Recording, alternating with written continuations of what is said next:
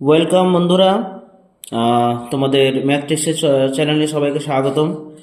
ষষ্ঠ শ্রেণীর ছাত্রছাত্রী, তোমাদের গত দিন আমরা কোষে দেখে 1-4 দেখিয়েছিলাম। আজ দেখাবো কোষে দেখে 1-5। ওকে, তো তোমরা শুরু হয়ে যাও, খাতা নিয়ে রেডি হয়ে যাও এবং বুঝে নাও প্রত্যেকটা অঙ্ক কীভাবে করতে হবে। প্রথমত তো বলা হয়েছে, দেখো কোণগুলি ঠিক করে ঠিক ঠিক ঘরে লেখার চেষ্টা করি। দেখো তোমাদের 4টে ঘর বলা হয়েছে: সূক্ষ্মকোণ, সমকোণ, সরলকোণ, স্থূলকোণ।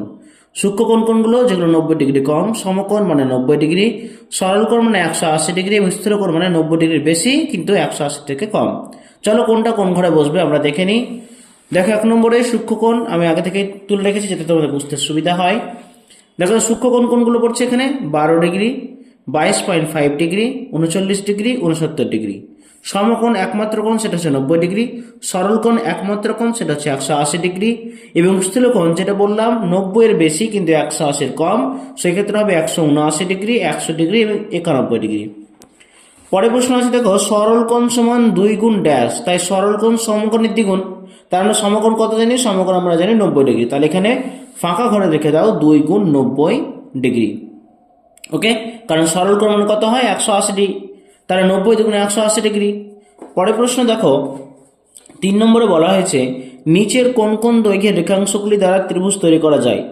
তোমাদেরকে জানতে হবে ত্রিভুজ আঁকার শর্ত কি। মাথায় রেখো, ত্রিভুজের ছোট দুটো বাহুর দৈর্ঘ্য যোগ করলে 3 নম্বর বাহু থেকে বেশি হতে হবে, অর্থাৎ ছোট দুটো বাহুর সমষ্টি তৃতীয় বাহু অপেক্ষা বেশি হতে হবে। তো দেখে নিই কোন ক্ষেত্রে আঁকা যায় আর কোন ক্ষেত্রে আঁকা যায় না। দেখো প্রথমটাতে বলা হয়েছিল তোমাদের 2 সেমি, 3 সেমি ও 4 সেমি।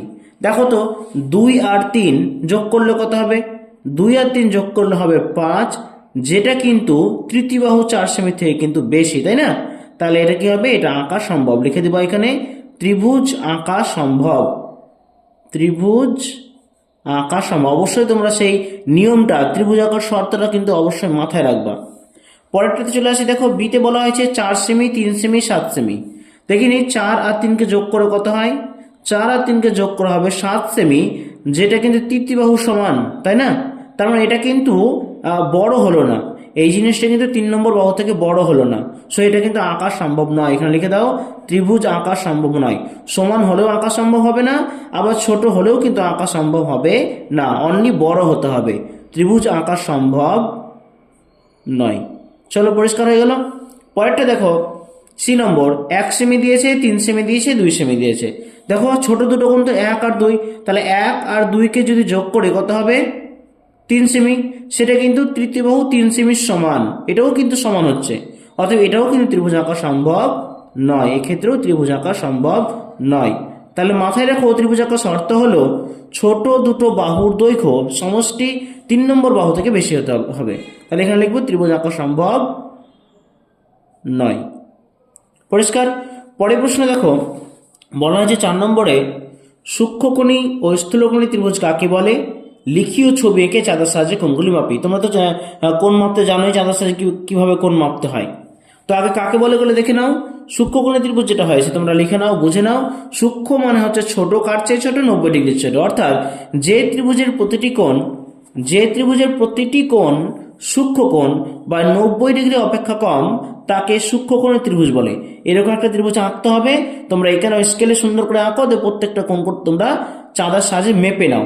মেপে তোমরা লিখে দাও যে এবি সমান কত, বিসি সমান কত এবং এসি সমান কত, চাঁদা দিয়ে মাপার চেষ্টা করো। ওকে, চলো পরেরটা দেখে নিই। পরেরটা হচ্ছে স্থূলকোণী ত্রিভুজ।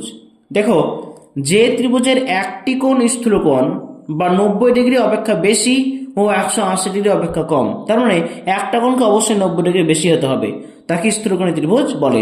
ছবি এরকম একটা দেওয়ার চেষ্টা করবা, কারণ স্থূলকোণী কেন বলা আছে? এটা 90 ডিগ্রি হলে তো সমান সমান হয়, সমান্তরাল হয়, প্যারালাল হয়, তাই না? লম্বা হয়, বাট এটা বেঁকে আছে বাঁ দিকে, তার জন্য এটা কি স্থূলকোণ। তোর প্রত্যেকটা কোণ এবার মেপে নাও, মেপে দেখে নাও এবি সমান কত, বিসি সমান কত, এসি সমান কত। Is it clear?